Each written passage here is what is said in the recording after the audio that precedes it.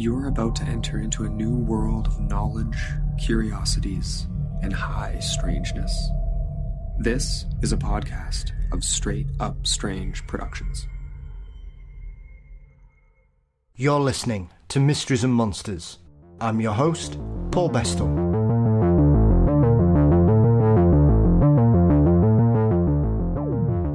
In 1977, the northern Brazilian town of Colares found itself under attack from strange lights in the skies above them. What became known as Operation Saucer, a secret Brazilian investigation into the events that terrified the locals, is continuing to reveal its secrets in the modern era. Joining me to discuss his new book on the case is MUFON's Brazilian International Director, Thiago Ticchetti. But before we join Thiago to hear about this fascinating case, don't forget you can support Mysteries and Monsters by signing up at patreon.com/Mysteries and Monsters. $4 a month gets you ad-free episodes, guaranteed early releases, bonus content and more. And thank you to each and every one of you for your continued support for me and the show. It means a great deal. Mysteries and Monsters across most social media platforms. Please subscribe to the Mysteries and Monsters channel on YouTube. You can also visit mysteriesandmonsters.com for news and episodes. Our exclusive merchandise site is available via TeePublic, and you can find a link for that in the show notes too. Our intro and outro music is performed by the marvellous Weary Pines. Thank you as always to Dean Bestel for his wonderful artwork, and the show is produced by Mr. Brennan Storr of the Ghost Story Guys. So one of Brazil's most perplexing cases awaits us now, as Thiago reveals the secrets of the Chupa Chupa case.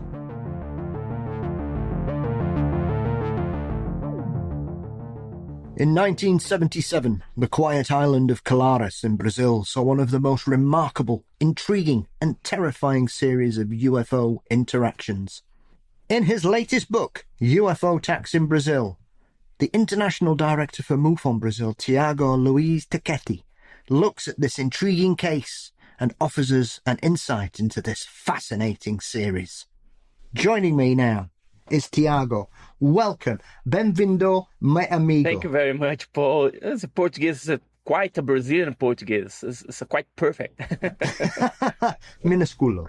Minusculo is Italian, right? Yeah. I'm just mixing it up there. I'm showing off now.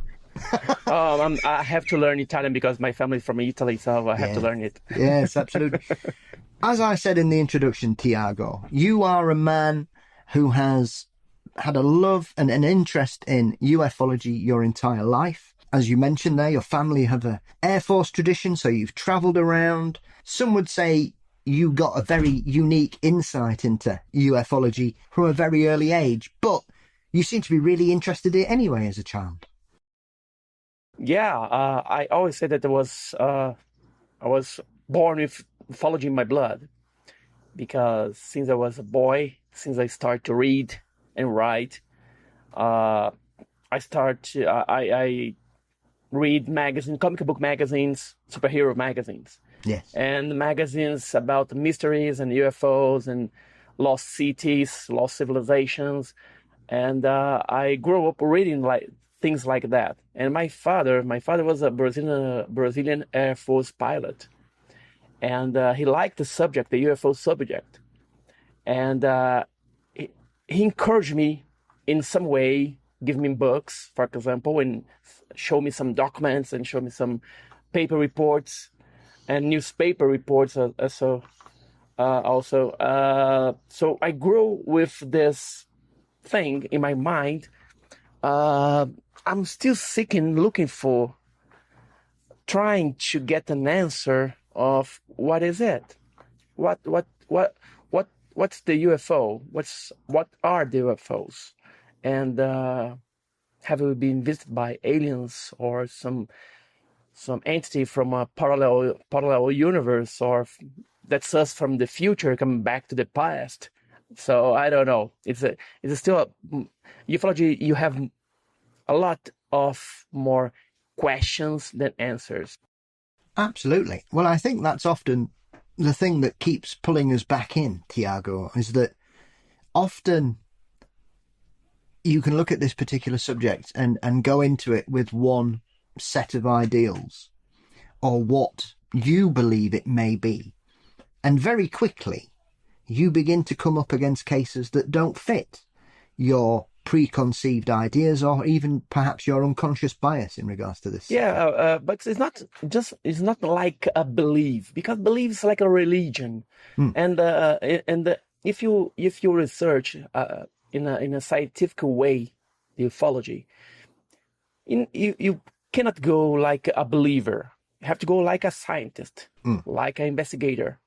So when you start to investigate a case, 96% of the cases you can explain. You can explain. But there are 4%, 3%, 2%, 1% that you cannot. But anyway, even so, if you cannot explain, it doesn't mean that it's not a terrestrial vehicle or a natural phenomenon that you don't know.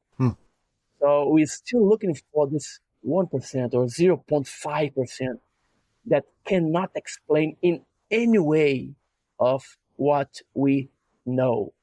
So when you see, or when you get a report or of a person that say, well, I saw a disc-shaped flying object landed, and then he started to arise, and then speed away to the sky. You cannot explain that because we have airplanes that can do this. So start thinking what should be it, because there's nothing that we know that we can explain this. Well, I suppose that is the thing. I think often, as you say, especially in the modern era, Thiago, it seems that people are being more scientific with their approach, because often what the problem we've had over the years is that belief overrides evidence, and people will ignore things that contradict it or prove certain cases to be hoaxes or whatever. But the thing that's intrigued me, as someone that's been really interested in it since a very similar age as yourself, Thiago, is the fact that over the last sort of 5 or 10 years, outside of Brazil, there seems to be a lot of eyes from around the world focusing on several cases there. Obviously, as we mentioned in the introduction, your book features on the incredible series of events that occurred in Colares, which some people may know as the Chupa Chupa case as well.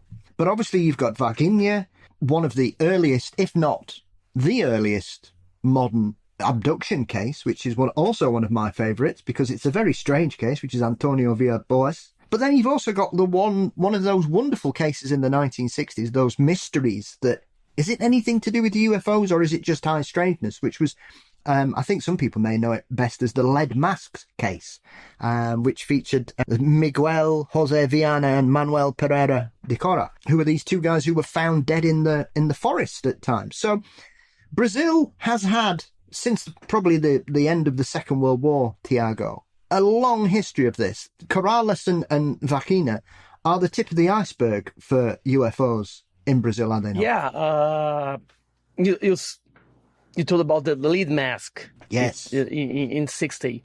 Well, it is a mystery. Still, we don't have an answer for that.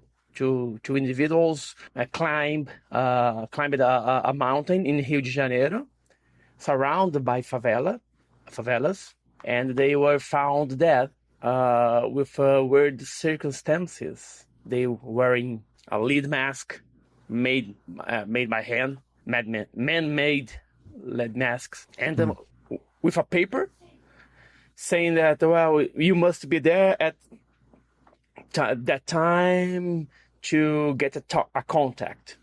That's it. That's all we have. We have reports of strange lights in the skies during that days before or during or after they climbed the mountain and was found dead a couple of days after that. So many people link this to ufology. We can for sure link with ufology, but we don't have a lot of information about this. It's a great mystery here in Brazil. We have programs and series and movies about this, but we cannot explain. And the people that investigated this case, I think the most part of them, or all of them, just passed away already. So it's a mystery without an answer, and I doubt that we're gonna find an answer. And we had in Brazil, of course, the Virginia case, 1996, when a UFO supposedly crashed in Virginia. It's a city of the Minas Gerais state, crashed, and the Brazilian army and firefighters from Virginia, they took at least 3 or 4 entities. I'm not saying that they were extraterrestrials, but it was a different entity, like brown with head eye and 3 horns in head, and very skin short, with a very bad smell. And the military in Brazil, they tried to explain it. They opened a military report to investigate, and their conclusion was that was a guy, disability guy that lived in Virginia, called it Mudinho. Mudinho, that people that cannot speak. But the 3 girls that saw the creature, they said that he was not what we saw. We saw something completely different of this. So we are here in Brazil. We are pushing the military and the Brazilian government to release the documents about this case, because we are sure, and we have some testimonies from military personnel that cannot go to the public, but we have their testimonies that something happened in Virginia. They are not saying that it was alien or extraterrestrial for sure, but something happened. A cover-up did happen in Virginia. And we had also, it's the main topic of my book, the Colares. The Colares was something out of this world, and never happened in any part of the world in any time. That's why, for me, this is one of the best cases ever in the whole ufology. I must admit, I'd heard that explanation as to what went off in Virginia, Thiago, and it made me laugh. I have to say, you get used to these kind of explanations often put forward, that often the authorities would like to push forward the narrative that the witnesses are stupid or they're all idiots. And obviously this is that kind of case, that this lady could not differentiate between the local mute who lived in the favela and an alien, and therefore, because she's a simple woman, she's obviously an idiot, and therefore they try and do this. But I know with Antonio Villas-Boas, I've seen people dismiss him as, well, he was just a farm labourer and he didn't know what a helicopter was. And I was like, what? If you read what he says, he doesn't mean, it's nothing like a helicopter. But that's the explanation that people like to put forward in regards to Antonio's case. It was a very weird helicopter, because if you see the drawing made by the Villas-Boas testimony, it's not a helicopter. And he was in his field. He's a farmer. He was a farmer. And at night, because very hot, so he do the farm during the night. And a light just landed, not a helicopter. A light landed in the front of him. He was in his tractor, and he stepped out of the tractor, and from that light came 3 or 4 entities wearing green suits with helmet and something to breathe like a diver, and grab him, not ask him to go, grab him inside that light, the helicopter. And inside the helicopter, there was a room inside the helicopter where he was just a bed in a clear, very white, clear room. And they took all his clothes out and cleaning him with a sponge and something like that, very, very creamy, cleaning his body, and took blood from his chin. So inside the helicopter, okay? they sent a helicopter, okay? Yes.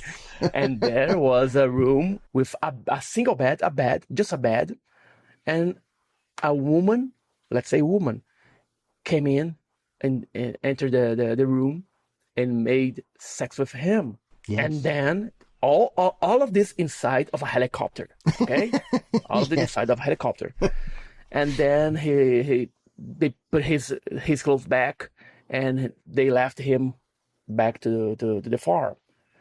And then Villas-Boas became a attorney, and he never got a dime of his story. He didn't get rich. So, and he stopped to talk about it because people are saying that he was a liar. He tried to make these things up, and it's not true. He was a very humble guy. And he died claiming that what he had was a real thing. But many people still think, oh, it's a social experiment. It was like a helicopter. It was like something made by a U.S. government. Come on. I would like to see a helicopter like this, like in a drone. I would like to see a helicopter with a very big room with a bed inside the helicopter. Yes. I don't think we have a helicopter like this. So Villas-Boas was the first abduction before the Barney and Beth Hill. Yes. But Barney and Beth Hill abduction was in the 60s. And he got all the news from the press. And Villas-Boas happened in 57, 5 years before Barney and Beth Hill. So we just heard about the Villas-Boas when the Barney and Beth Hill became famous. And who knows what happened before even Villas-Boas. So we have a lot of stories that we never got to our attention because people didn't know what to do, who to go to ask for help or to tell the story. We had some UFO organizations like April, like MUFON since 1969, but we had April, the Lawrence couple. Yes. But people here in Brazil, we don't have an organization to deal with that. So I think we missed a lot of good cases. I suppose one of the challenges that often happens, especially when it comes to ufology, Thiago, is that a lot of them are based in English-speaking countries. And so some of them will struggle with Spanish cases, or cases in Spanish, such as the majority of South and Central America, because obviously Brazil is not the only country in South America that is having UFO cases. They're happening all over the world. But obviously Brazil is quite unique in South America because it's obviously the one where the majority language is Brazilian Portuguese, whereas the rest are Spanish speaking. I mean, obviously you've even got some countries that do English and Dutch as well towards the north, places like Suriname and Belize. But there often seems to be this kind of falling down when it comes to incredible cases that aren't in a country where English is the majority language, Thiago. And I've always thought that, especially with Brazil and probably Chile as well, that's the reason these stories are so hard to find unless you're really invested in UFOs and cases from other countries. Yes, because not everybody speaking English in South America. We do have a lot of people that can understand, but not English speaker or a writer in English. And when I start to make my first book, when I start to write my first book in 2019, the UFO Contacts in Brazil, published by our friend Philip Mantle, my idea, my goal was to bring the Brazilian ufology to the rest of the world in English. Yes. Of course, I'm not the first one that sent information about the ufology in Brazil in English, of course. We have Olavo Pontes, for example. We have A.J. Gevaert, the editor of the Revista UFO magazine, my mentor. Yes. He traveled more than 100 countries in the world talking about Brazilian ufology. But the people didn't have a book about the ufology in Brazil in English. The last one was at the 50s, or the 60s. And that's why the difficulty I'm MUFON member. I'm a director of MUFON in Brazil. And I always ask the people from MUFON United States, please do the field research trainee to translate to Portuguese, because people here in Brazil don't understand English so perfect, so they need to read it in Portuguese. So it's one of my objectives as well as a MUFON director, to translate the manual to Portuguese. But it's another story. And when I wrote this book here, it's not a thin book, it's a thick book, almost 400 pages. Yes. My intention here is the people outside of Brazil knows about Colares. They know about the Operation Plate. But I went there in 2024 with George Knapp to shoot a series called Alien Investigation. It's on Netflix. Yes. So I had the opportunity also, during the filming, I had the opportunity to interview and investigate cases that happened back in 1977 and new cases. So in this book, I put all the information that we have here in Brazil, and the most part of it's unseen outside of Brazil. I put together with my own research of the Operation Plate and Chupa Chupa phenomena, or vampire lights, as some call here in Brazil, with photos, official photos from the Brazilian Air Force, from the newspapers, drawings, reports. You can see some of the drawings. And even so, there are people that think, claim that what happened here at Colares was a social experiment. A social experiment that attacked more than 2,000 people. More than 200,000 people saw UFOs during this period. From, let's say, June 1977 until December of 1977, and then from January to May 1977, but it's not the same way. From September to November was the topic. Yes. Was the edge of all the events. That's why they send a Brazilian Air Force team to investigate it. And I tell everything in details in this book. The interesting thing about the Colares is like you say, I was really pleasantly surprised when I saw that they came to Brazil for that series, because often the problem you've got, as we said earlier, with certain shows and certain investigations is that they will focus on cases that have been done to death, or everybody kind of really knows about them. I mean, how many times do we need a new documentary about Roswell or Rendlesham or something like that, Thiago, when we've got incredible cases such as these? There are cases like this in Europe as well that are overlooked. When you've got such a body of evidence, you've got living witnesses, you've got people who are very open about what happened, you've got photos, you've got witness sketches, you've got physical injuries, and sadly, even in this case, we've got fatalities. And so it's one of those cases that when you find it, you then begin to think, hang on a minute, why do not more people know about Colares, Chupa Chupa? Because it's so well documented. There's so much evidence. We've got photos. I mean, obviously it's continued into the modern era as well. This is not just one of those flaps where it happened over a short period of time, Thiago, and then stopped.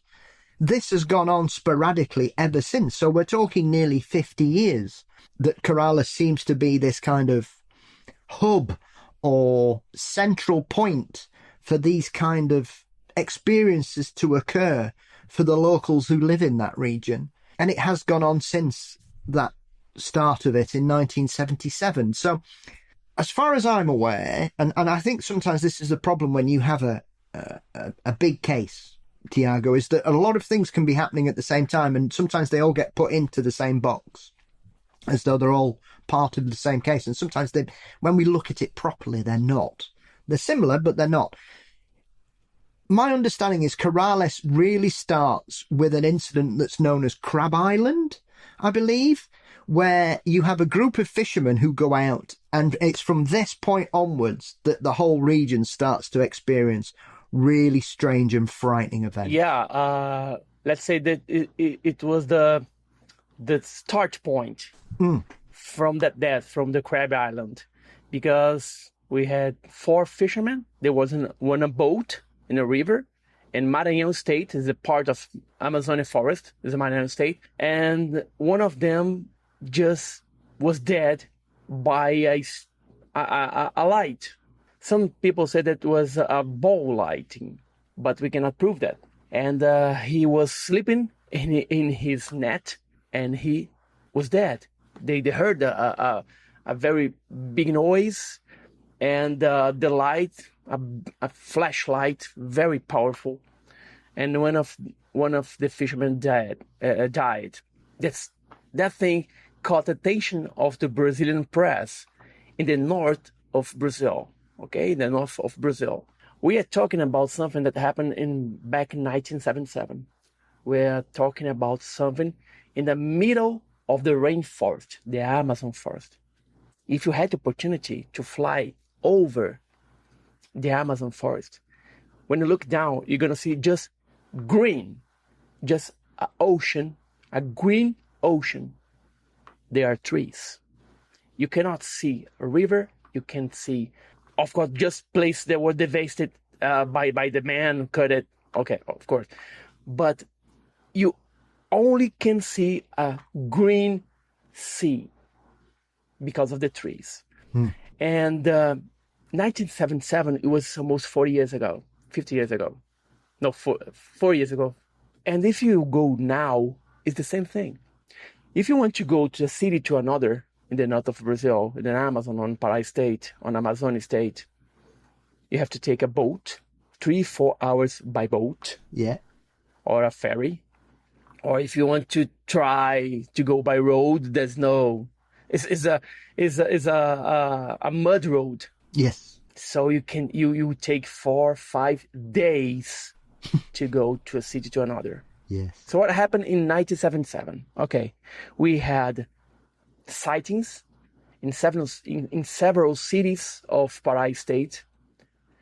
We had officially one fatality, but we know already that there was much more fatalities. There were much more fatalities. And we have now 2,000 people that were attacked by this beam of lights, or by these objects, and more than 200,000 people that saw it. And when we talk about what attacked people, we're talking about vehicles, aerial vehicles, UFOs of 8 types, different types. We had tic-tac type, we had a ball light, we have a disc shape, we had a rectangular shape. We have 8 types of UFOs that, in many cases, dive in the water and get out of the water, of the rivers. The rivers in Brazil, in the north of Brazil, is like ocean. If you stay in a shore of a river like Amazon River or Rio Negro Black River, you cannot see the other shore. Just like ocean, you just see the horizon. It's huge. They're huge rivers. So these things were coming out from the waters and then go to the cities and attacking people. What the reason? We don't know.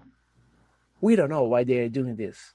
And the people that got struck by these lights, by the razor beams, something, they got dizzy, lazy, nausea, and sick, and very weak, and they went to the hospital or some small health hospital, something like that, small hospitals.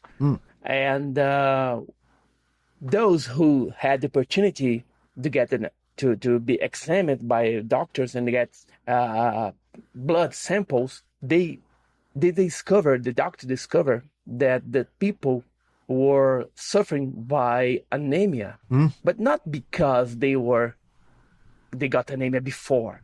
They got anemia after the attack. After the attack. So, concluding, when the thing suck the blood of the people, they're sucking also the iron from the blood. Yes. And some people say, well, it could be the yellow fever or malaria. It's totally different. It's totally different. And the people that got attacked by the light, they reported that they saw the spaceship or the vehicle. It was rounded or a tic-tac, something like that. They saw it. Laser shooting a laser beam and hit him. And we have also witnesses of people that saw the UFO or the ship attacking people in front of him or in front of them. So what happened in Colares is beyond everything that we can imagine. In another question, why in Brazil? Why in the forest of Brazil? A very isolated area. Colares is not a big city. Belém is the capital of Pará. We had some few attacks there, but we had in Colares, Sun Island, Mosquito Island, places that were small cities. Vigia, so there are small cities.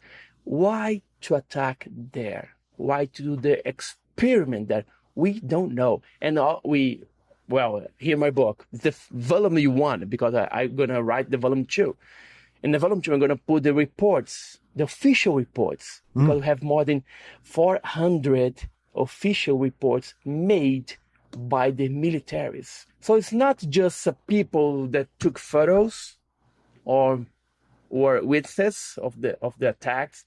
We have, in this case, we had newspapers and reporters, photographers that took photos and interviewed people and saw, of course, the UFOs. We had congressmen that saw it, many congressmen, police officers in many cities saw it, militaries saw it, judges saw it, scientists, priests, doctors, like medical doctors. Everybody saw it, and no one ever could explain it. So what happened in Colares, it's something that we don't know the reason of why. I suppose as well, Thiago, one of the things that's always struck me about this is that I've also seen over the years people try and dismiss this as paranoia about the rise of the military junta in Argentina. And I think, well, maybe, but perhaps your geography in Brazil isn't that good, because I don't think Colares could be any further from Argentina if it tried, other than perhaps moving to a different country. It's essentially almost as far north out of Brazil as you can get. You know, Argentina is the other end of the country. That wouldn't be that kind of excuse. And with the greatest respect, I don't think the people who would be living in that particular region, Thiago, would be that concerned, or perhaps even be aware of what was going on at the bottom end of the continent. Because this is the other aspect about Brazil I think a lot of people either don't know or are very surprised about. Brazil is massive. It is an enormous country from top to bottom, from left to right. It is a massive chunk of South America, with everybody sort of hanging on around it, it seems, in certain parts. But I think sometimes people are often very surprised. It's the same as Australia. I think people just do not understand how large it is.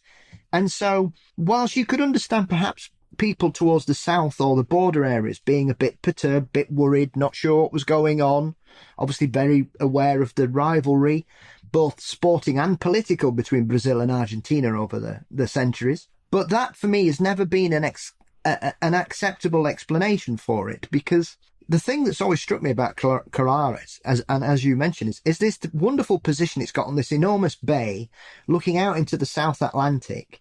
It would be one of those places, especially as we are now more aware of the amount of USO cases, sightings with ships and craft either coming out of the sea or going into the sea, and you've seen this in other cases and other areas all across, especially the North American continent. Colares is that kind of place that if you were wanting to do a little bit of secret manoeuvres perhaps, or keeping an eye on people as an alien civilization, or even as some kind of secret military tech, as you say, it takes so long to get there that if anything happened, you know you're going to be all right for 5 days, because it's going to take that long for anybody to turn up and say, hang on, what's going on here? And I would imagine it was a culmination of witnesses, injuries, doctors, nurses, and then I suppose the story began to trickle down towards Rio and Brasilia and other important cities in the country to think, is something going on in this region that we really need to have military intervention, Thiago? Yeah, just to give you an idea, back in 1977, there was a few TV monitors or devices in North Brazil. The whole communication there was made by radio. And people, we are talking about 1977, there's no drones, there's no cell phones, there's no color TV in the north of Brazil, there's just a few. Telephone, it's something that didn't exist there, just radios, and people listen to the news from radio. So if something happened in Argentina, for example, they could not Google it on the internet because there's no internet. Yes. There's no internet. So the only information news that get to those people was the radio or the newspapers. And the newspapers is not just like we have today. Today, newspapers is internet and change it in a minute, in a second. The newspaper that was printed. You get all the information the day before, so you could read the day after. Yes. and a lot of things change it in 24 hours, in 12 hours, in 3 hours, in 4 hours. A lot of things change it. So it's very unusual that what happened there. And the people there didn't care about UFOs. Of course, they had their folklore, like Water's Mother, like Mãe d'Água in Portuguese. Yes. It's a light that came out of the river and chased people and attacked people. So this folklore is very old. So what we can think about it? The things happen, or happen, or is still happen from the past, since the past.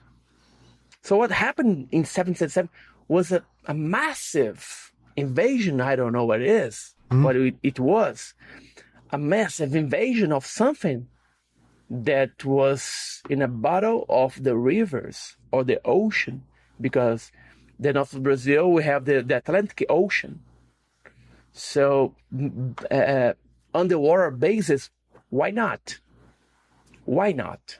Oh, you're lost your mind, it's silly. Okay, could be silly, but if you were a civilization that came to another planet and you have the massive portion of water and that you can hide before, you can choose. You can hide in a forest or you can hide in the water.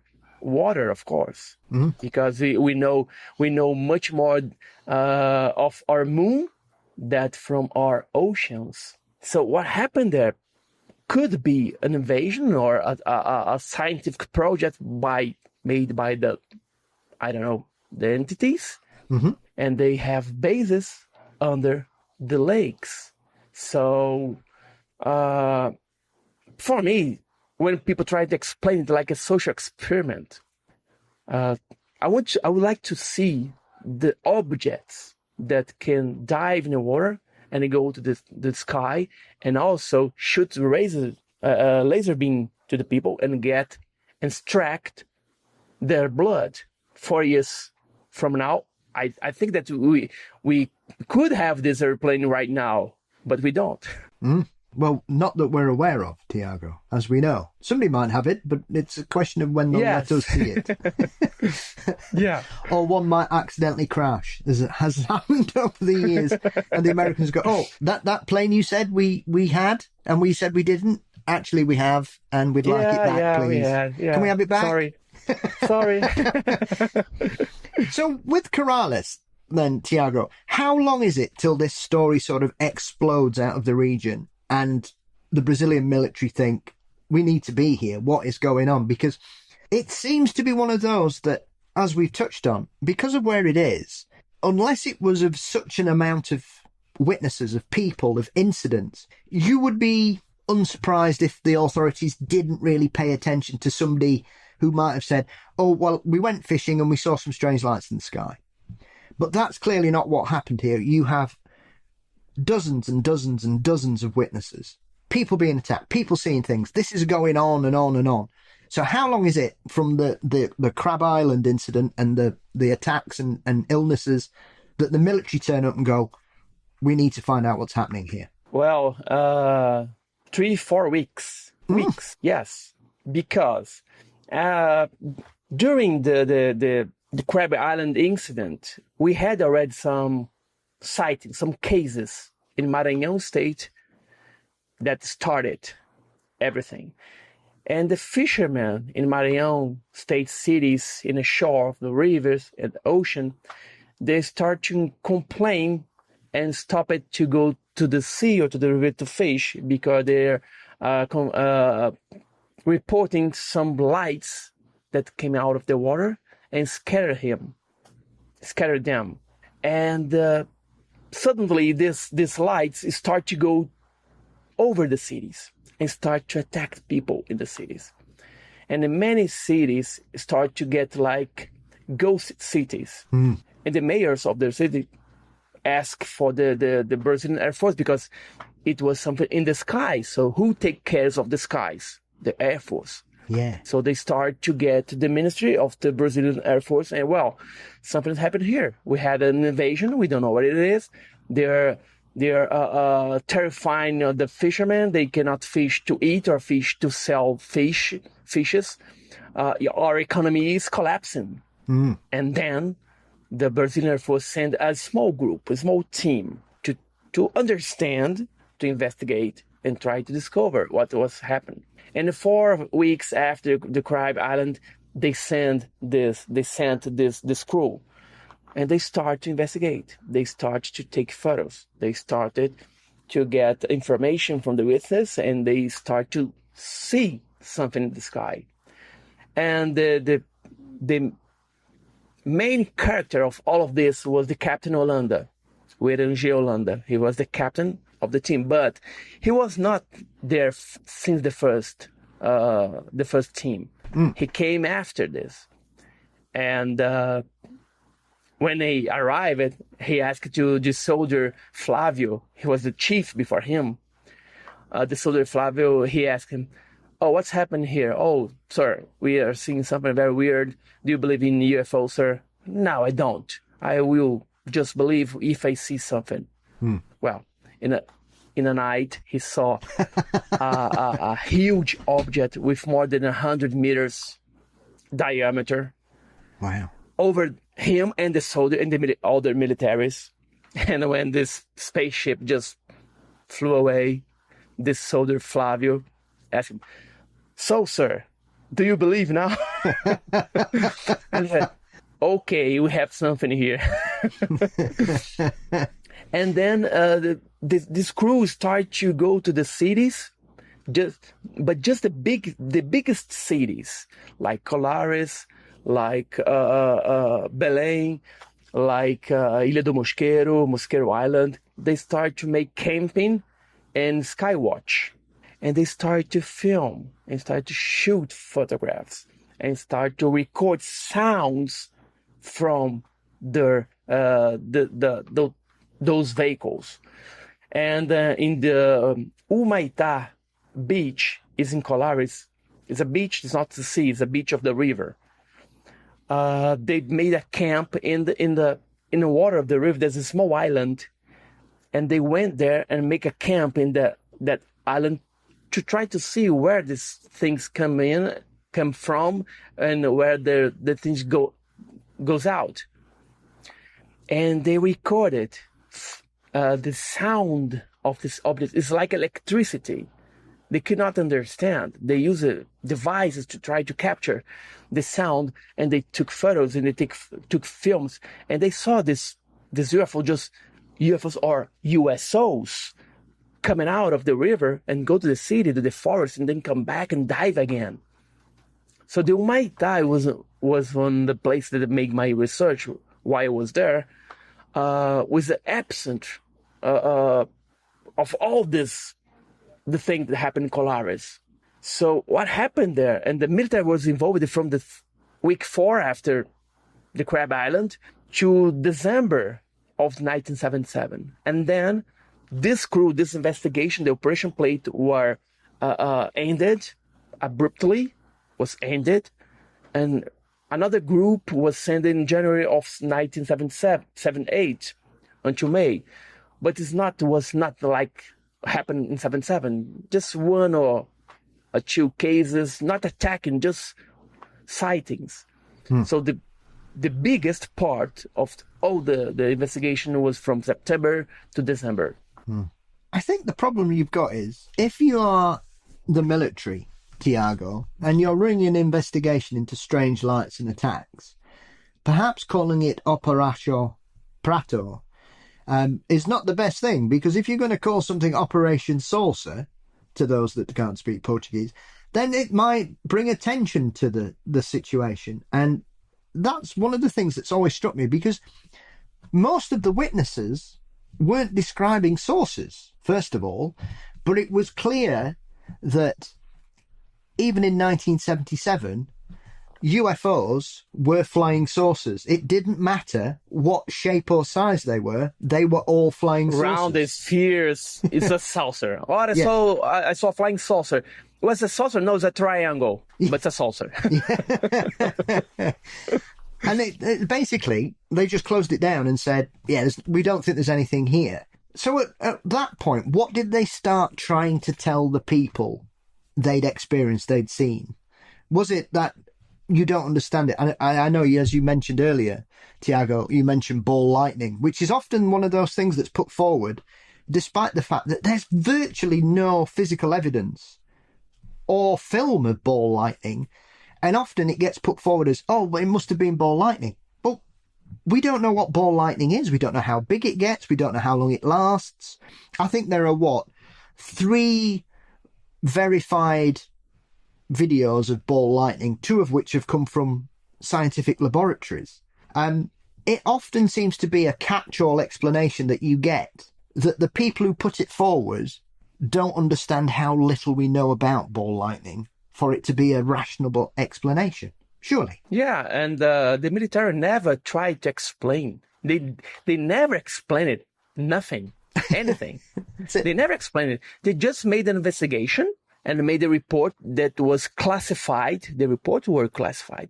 Everything that we know about the Operation Plate came from the newspapers and the journalists and reporters, photographers, because they were there, in many cases, before the military arrived. So they started to publish in newspaper, and they suffer a lot of oppression, because in Brazil, in 77, we are living a military dictator.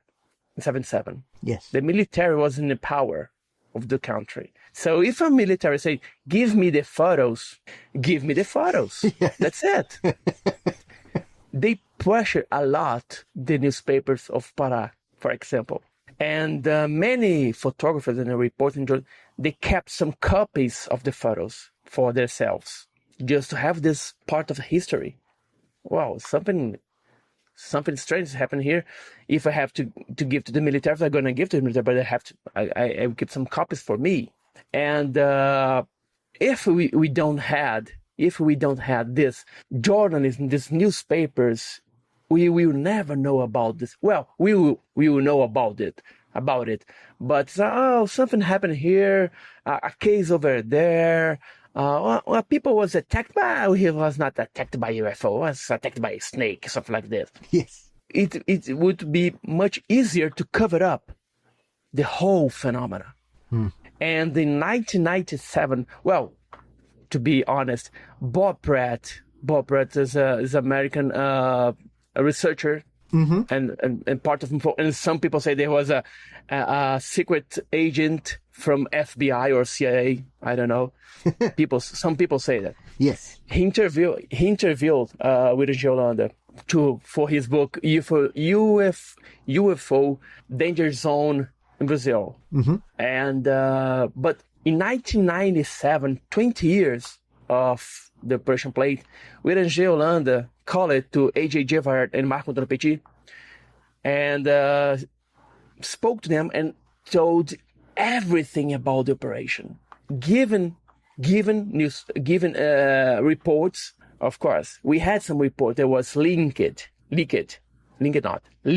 reports. We had something. Yes. But he gave much more, and he was the leader of the team. And in a historic interview, almost 2 hours of interview, he spoke everything. He told everything about this case. So the military officially never tried to explain what happened there. Well, it's interesting you mentioned that, because I think for me, Thiago, and you may set me correct, my friend, and I'm quite happy to have that happen. Obviously, the thing that really sort of elevates this case after this interview is the fact that the captain is found dead at home in one of those suicides where people who look at it think, I think that might have been a hit. I don't think that was a suicide. And straight away, if you have a UFO witness that dies in a strange way, very quickly after giving this exclusive tell-all interview with people, Thiago, sometimes people will put 2 and 2 together and get 5. But sometimes you put 2 and 2 together and you get 4. And when it comes to cases like this, I'm not a big believer in coincidence, Thiago. I have to say, I find it strikingly odd. Whilst I'm no expert on South American politics, I know enough about certain governments and regimes to know that sometimes they don't like the truth being out there for the general public to gnaw on, shall we say. And this seems to be one of the cases. Now, do you think the captain's death is suspicious or sad? Sad. I don't think it was. I think it was suicide. Mm-hmm. I think because he had a health, personal problems like depression. Yes. I didn't know him, but Marco Antonio Petit and Javert know him a lot, and AJ passed away in 2002. But Marco Antonio Petit always tells me, Thiago, he committed suicide. And my father-in-law was a Brazilian Air Force as well. And he knew Holanda. Yeah. And he told me, I asked him once, and he told me he had some problems. He had some health problems. Yes. With depression or something like that. So for me, it's not something that, well, let's kill him. I don't think so, in my opinion. I must be wrong. I don't know. But I don't think so. I think that he did his work. He was a very professional military, very intelligent as well. But we don't know the people inside. Yes. We don't know what happens. How many stories we know about a person that commits suicide. And when you know the news, I don't believe it. He was so happy. I was with him last weekend. We went to drink a beer. Yes. We don't know what happened inside. Everybody had his own demons inside. Yes. So we don't know. So in my opinion, it was sad. I think that if he was still alive, he will be one of us. Yes. He wouldn't be one of ufologists. I'm pretty sure, because he liked the subject after had his experience. He became not a believer but a seeker. Yes. Of the ufology.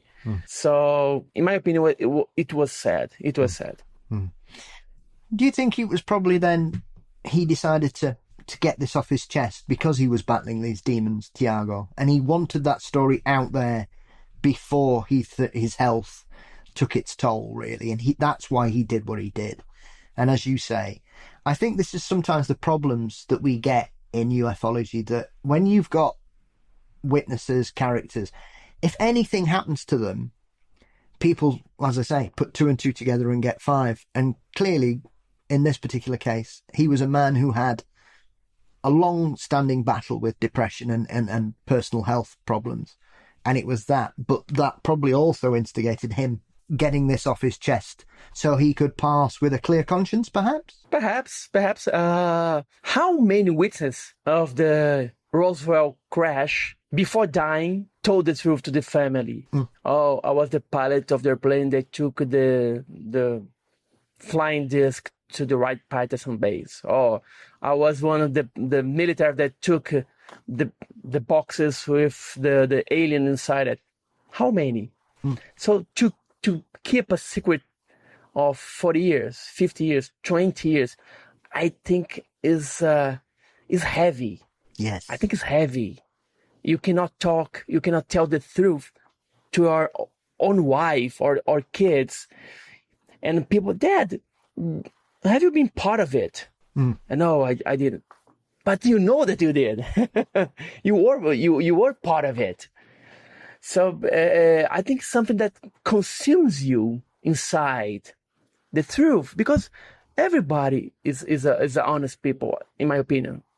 Everybody born honest. Yes. In life, you change it. Okay. But these people, the military, they think, well, I have to keep my duty, my promise, my duty, my promise. But when he was think, I don't know, or dying or dealing with their demons, probably he thought, well, I think he thought it's time to tell the truth to someone that could have spread the information to the rest of the world. I think it was what he did, and in my opinion, he was a hero. In my opinion, he was a hero. Well, exactly. I think this is often the thing, that they care so much about their country that for them, yes, they sign these agreements, this duty to the military or whatever, Thiago. But surely country comes first, and in circumstances like this, the people needed to know because, as we say, Colares is the tip of the iceberg, along with Vagina. These are cases that have been elevated above it, but it's been happening since people have started paying attention. Like you say, we could go into the distant parts of Brazil and other countries in South America, and we will come across sightings and witnesses. And so it's surprising to me how it seems to be, from the outside looking in at Colares, is that it seems to drop out of fashion every 10 years or so. But now, Thiago, it seems to have really cemented itself as one of the best international cases because of the research people like yourself have done and other ufologists in Brazil, because of the television focus on it. I mean, there's a British podcast here that covers strange stories from around the world called Unexplained. They covered this case 4 or 5 years ago, which was a bit different to their normal stuff. And obviously, I think they were very excited about it being called Chupa Chupa, because they seem to use that term so many times throughout the show. But like I say, when I first found out about it, it's one of those UFO incidents that I don't understand why more people don't. So how do the people of Colares review their history in regards to this? Because I know sometimes you can find areas and they tend to sort of even want to distance themselves from things because they don't want people turning up and telling them they're stupid or they're uneducated people from the north of Brazil, Thiago. And yet, the pictures and things I've seen, you can wander around Colares. There's little aliens all over the place. They seem to be very proud of their strange history. Yeah, the people from Colares, they embraced the aliens. If you go there, you have a statue of an alien. You have many sightings.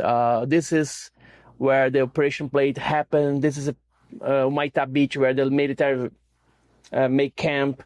The city breathe these events, and they are not. Well, they are not mad. They're not angry about it. Of course, they had all the difficulties, the terrifying nights back in 1977. But now they are getting this. They took lemons and they made a lemonade, a very sweet lemonade, because the city is beautiful. You have a beautiful shore, you have a beautiful river and places, and the mysticism of the city, the mysteries of the city. If you go there, there's a library. The whole library is painted with aliens and flying saucers, a library. Yeah. So the people there in Colares, they like the subject. If you go there, I went there. I started to talk to people in the street. I said, oh yeah, that happened. And my grandmother saw it. My grandfather, my dad saw it. The people like to tell about it.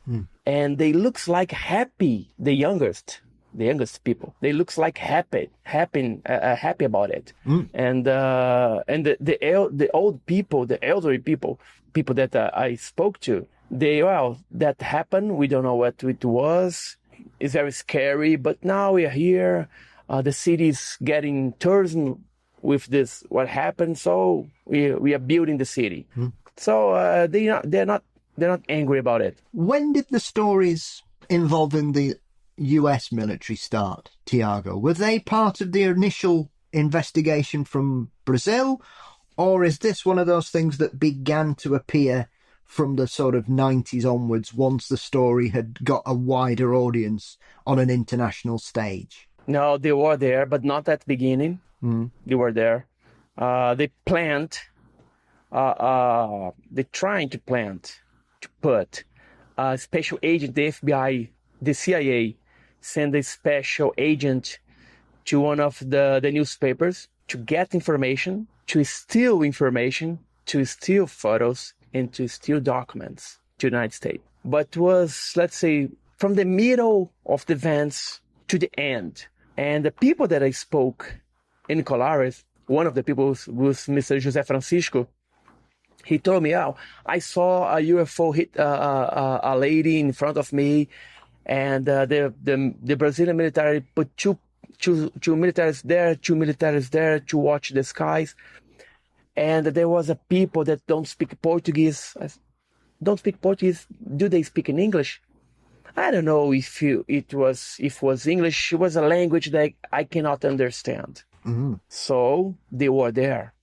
And even the Holanda, when the Brigadier Protásio shut down the investigation, ended the investigation, Holanda told to AJ Verde, Marco Petit, that he saw in a other office 2 guys with military uniform that was not Brazilian uniform, not army, not navy, not air force. Was another military from another countries, or another country, military personnel. Now we know that the Americans were involved. And they were part of the second team of investigation in 1978. And they got the photos, they got medical protocols from the people that have been attacked. They got reports and got witnesses and the films. They got the films as well. And because I spoke with George Knapp, and we were talking about the films. And he told me, well, Thiago, you never find the films. Why not? Because it's not with you anymore. And I know that these films are in United States. And a great friend of mine saw it. Who's a friend? Mr. Bigelow. So we're trying to get these films here in Brazil, and we don't know if we're going to fight, because in my opinion, these films are not in Brazil anymore. But if they are not in Brazil anymore, we demand the protocol, because it was a Brazilian property. You cannot just give away. You have to make a protocol, some contract or some cooperation, something like that. And we're looking for this just to confirm that we had these films and we gave the films to another country. So that's why we're trying to we had a battle here in Brazil to get this disclosure of documents. I suppose as well, Thiago, the problem with that is, of course, that the US military were very vocal in telling everybody that they weren't interested in UFOs after 1971. Once Project Blue Book shut down, they didn't care anymore. And yet here we are, 6 years later, thousands of miles away, and they're integrating agents to work alongside the Brazilian military to get evidence. But for a country that doesn't seem to be very bothered about them, why would they be doing that? And if, as you say, at the end of the day, it's a Brazilian incident, it belongs to Brazil. It's like America giving all the evidence of Roswell to Mexico because it's quite near, and therefore, really, Roswell's nearer Mexico than it is Washington, D.C. We might as well let Mexico City have everything. Why would the Americans care what was happening in Brazil in 1977 for a subject they didn't care about, allegedly? Well, we are in the middle. we are in the middle of the Cold War. Yes. The Americans want to know everything about what happened in our world. They want to know if what happened there was like a Soviet weapon, something like that. So the American always a kind of the police of the world. And the Brazil never get much attention for that subject. We have great cases, but we don't have a plan or a purpose or a objective to investigate. We don't have. It's shame because we had in our hands, we had a UFO crash. We had entities.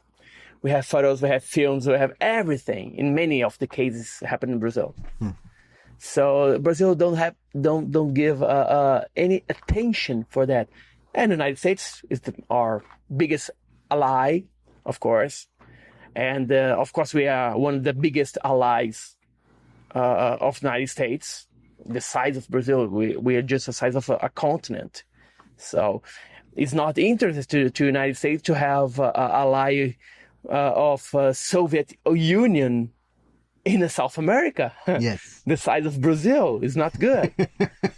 So they were here to try to help us, to give all the collaboration, to give all information. We don't know. We know that's not true. So that's why they were here, not from the beginning, but started. So in the present day then, Thiago, how has disclosure affected Brazil? Because obviously you have a new president now, Luiz da Silva, who's been in power for a couple of years.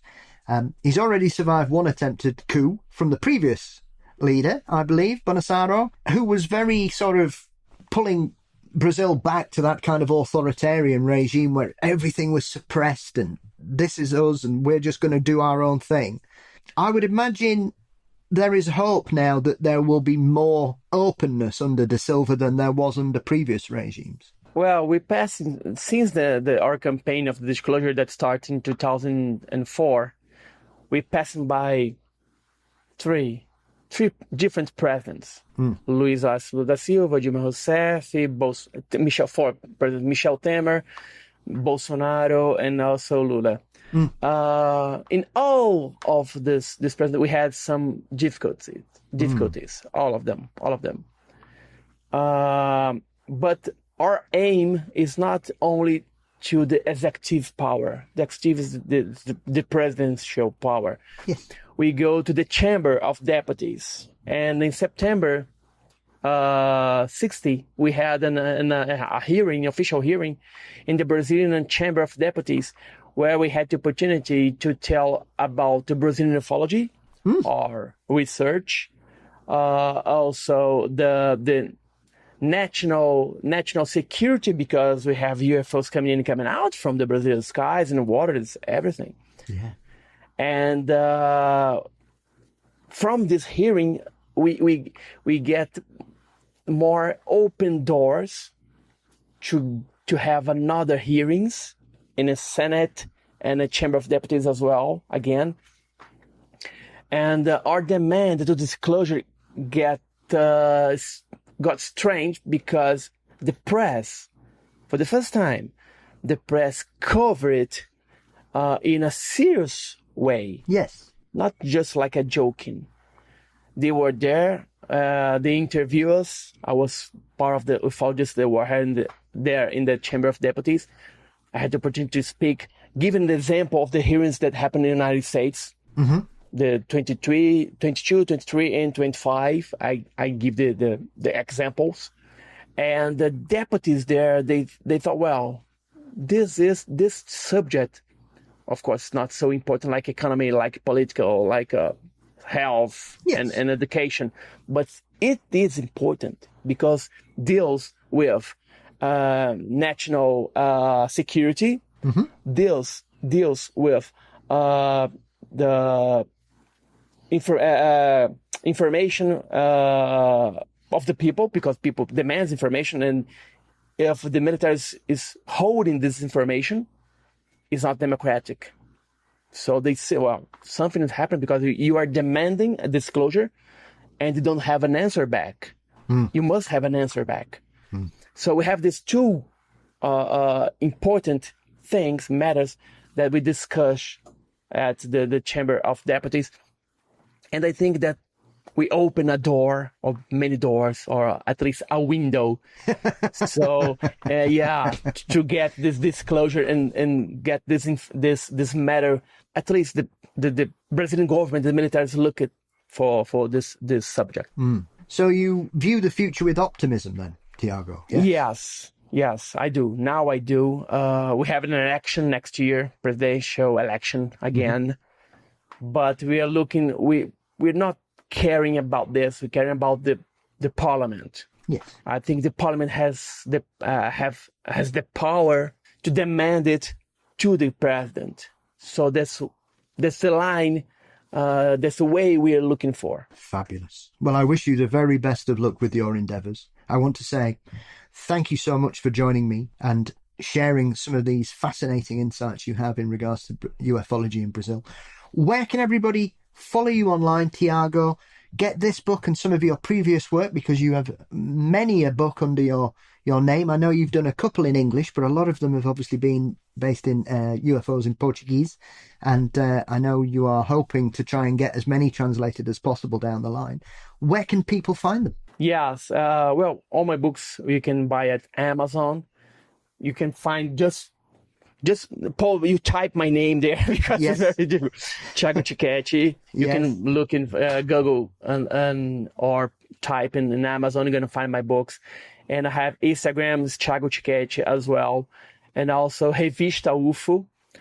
You can find our work here in Brazil and have updated of everything that happened here in our country. Fabulous. Well, thank you again, my friend. I shall put links to everything in the show notes for people to keep on diving into this. And I look forward to the next time, because I know, as you mentioned, you're going to do another volume based on this, and I hope I'll get a chance to pick your brains about that as well, my friend. Thank you very much. When I publish the second volume, I'm definitely going to be here with you, Paul. Thank you very much. Thank you, Thiago.